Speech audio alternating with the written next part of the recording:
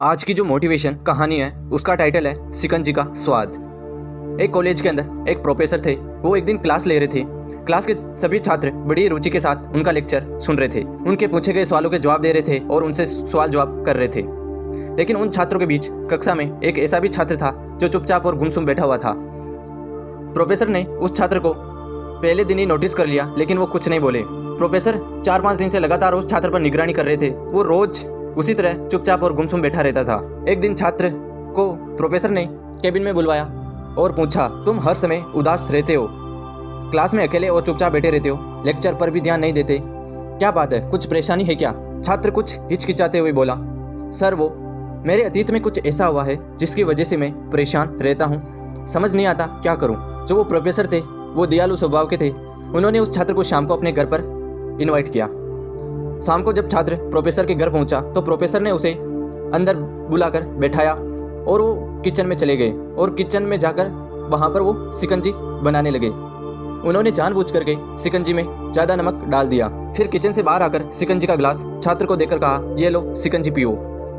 छात्र ने गिलास हाथ में लेकर जैसे ही एक घूंट लिया, अधिक नमक के कारण उसका मुँह अजीब सा बन गया।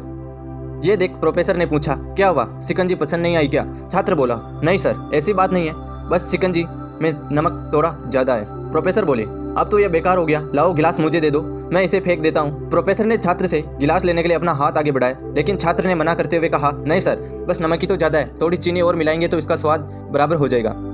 यह बात सुन प्रोफेसर हंसने लगे और बोले, सही कहा तुमने, अब जो आपने बात बोली है उसे खुद भी समझ जाओ। ये शिकंजी तुम्हारी जिंदगी है, इसमें घुला अधिक नमक तुम्हारा अतीत के बुरे अनुभव है। जैसे नमक को शिकंजी से बाहर नहीं निकाल सकते, वैसे ही उन बुरे अनुभवों को भी जीवन से अलग नहीं कर सकते। वह बुरे अनुभव भी जीवन का हिस्सा ही है, लेकिन जिस तरीके से चीनी घोल करके शिकंजी का स्वाद बदल सकते हैं, वैसे ही बुरे अनुभवों को भूलने के लिए जीवन में मिठास तो घोलनी पड़ेगी ना।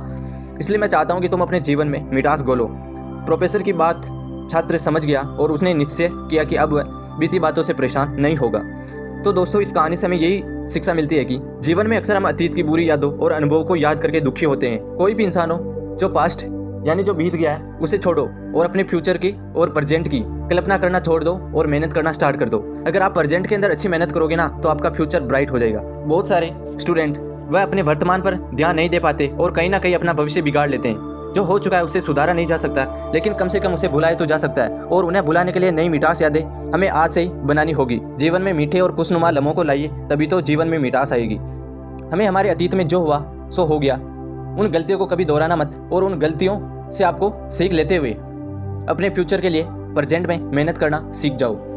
आज की कहानी यहीं खत्म होती है। ऐसे ही और मोटिवेशन कहानी सुनने के लिए हमारे प्यारे चैनल मोटिवेशन फैक्ट्री को सब्सक्राइब जरूर करें। और अगर ये कहानी आपको अच्छी लगी है तो अपने फ्रेंड सर्किल के अंदर इस वीडियो को शेयर जरूर करें। Thanks for watching.